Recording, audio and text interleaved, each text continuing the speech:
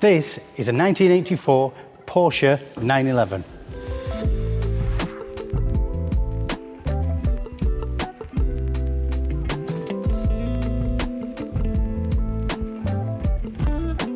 This car came to us looking like it needed very little work and in fairly good condition.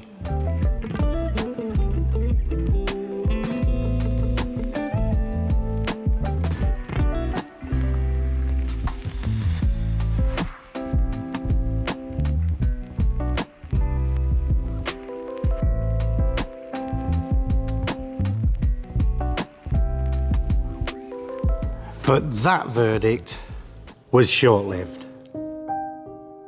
On closer inspection, we found that this car had been extensively repaired in the past.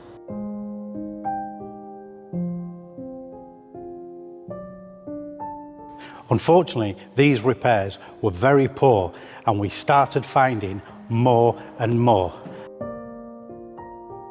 Not what we was expecting.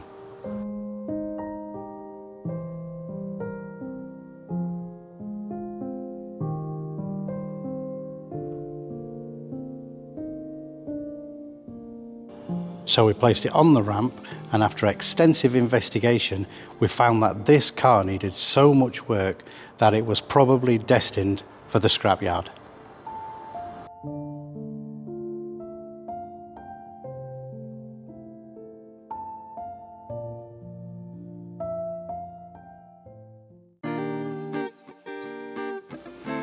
But since then, this car has slowly and painstakingly been brought back to life with new floors, new kidney panels, all three sections of the sill, front wings, in fact, a whole host of new parts and a shed load of work.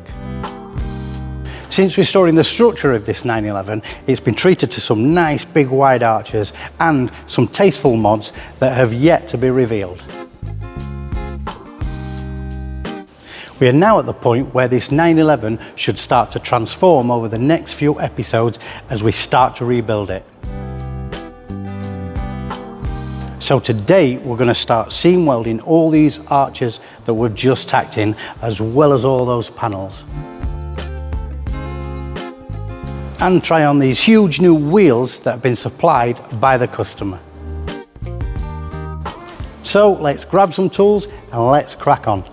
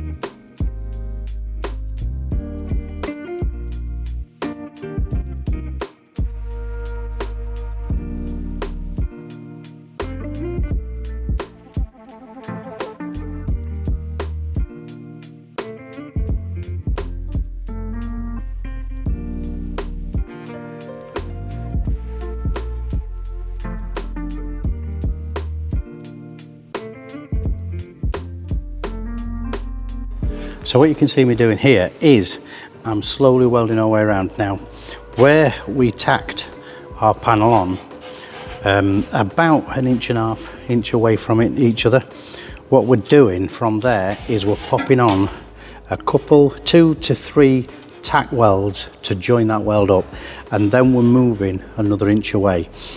I'd suggest maybe sticking to two, just two for now. Maybe one or two if you're just starting. And all we're doing is we're minimizing this panel warpage. Now it is going to move a little bit, it's MIG welding. So to minimize that, again, all we do is pop maybe 2 or 3 tack welds and move further away. You can pop a few more, but then if you use an airline to cool it down as fast as you can, that'll again minimize the warpage. But at the moment we're getting very minimal, and what we're doing is we're getting a panel hammer and a dolly, and anywhere where we do find, we're just grinding it back and we're tapping it out.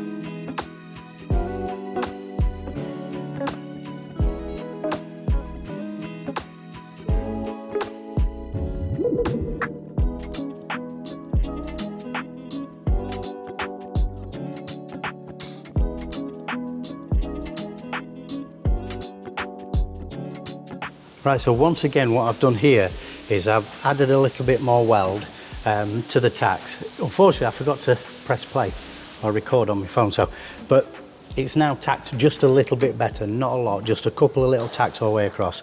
And what we've done, we've ground that off, we've taken the tops off level, and this bit I can't stress enough, be really gentle and take your time grinding those welds down. Don't just go haphazard and just try and grind it down, because you'll grind this panel down and you'll grind that panel down thinner than you want them. So you want to keep the thickness of these and add the metal. So all you want to do is just take the tops off and be really gentle, take your time, don't rush this part. And once you've done that, hammer and dolly, basically you want to be making sure these panels, because they will move, these panels are flat. We've got a little bit here, and all you do is I'm going to offer this panel gap where I'm going to be hitting this. Now what you want to be hearing is this, that really hard sound. You don't want to be hearing this, because I'm not marrying the dolly and my hammer together. So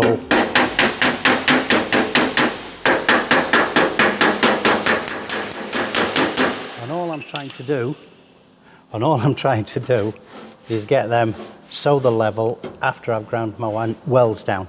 Now I can also, because I've ground them down, if I do hit them when they're not ground down, what's going to happen is it's going to push that back, that weld backwards, and it's going to end up with a wobbly panel, and that's the last thing we want. What we're actually trying to do with this is straighten the panel out. Again, don't rush this bit, take your time and then weld it all up.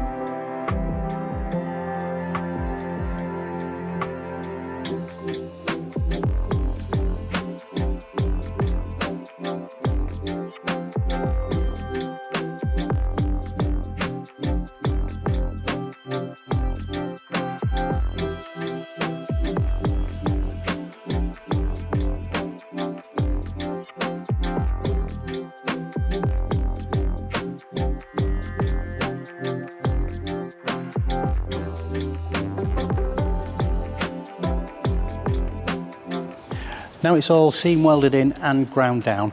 There are occasionally little pinholes that you can't see. Now what we do is we're going to seal that from this side and the other side with lots of Dinitrol treatment. But from this side, before the paint goes over it, we need to give it a waterproof layer, and that comes in the form of fiberglass paste. Now what we're going to do is we're going to DA little sections all the way around here, either side of that weld, and then we're going to put a really thin skim of fiberglass paste and just roughly take it back a little bit. What that'll do is it'll stop any of this untreated metal, this freshly ground stuff, rusting, and it'll give us a seal ready for when we're going to skim it up ready for paint.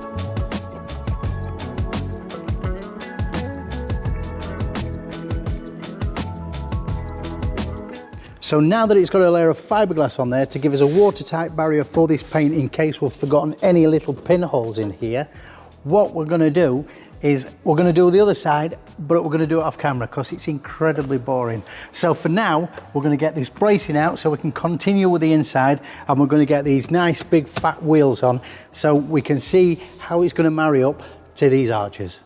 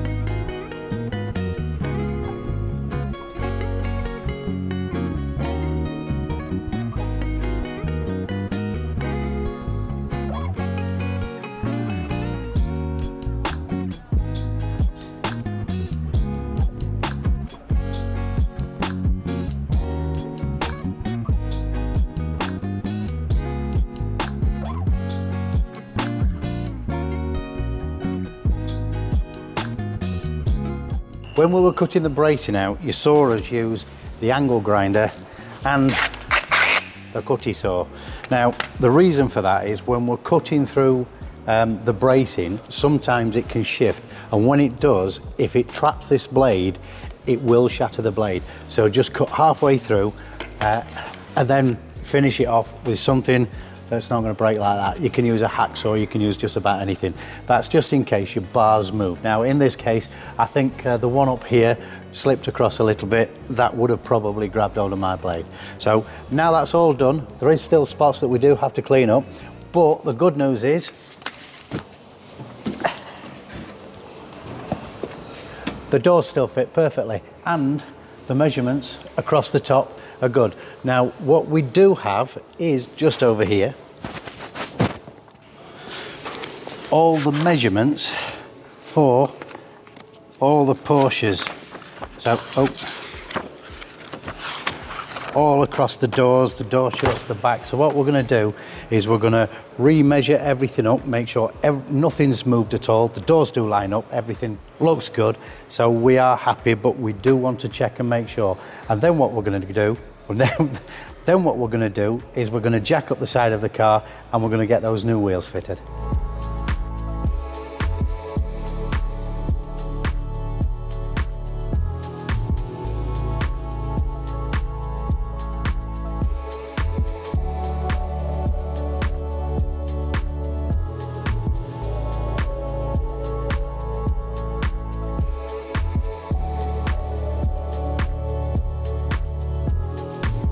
Right, as you can see, after all the bracing's out, this is still level. There's about 1 mil in it, but as we've said before, there is a lot of adjustment on these hinges we've yet to do, and it's exactly the same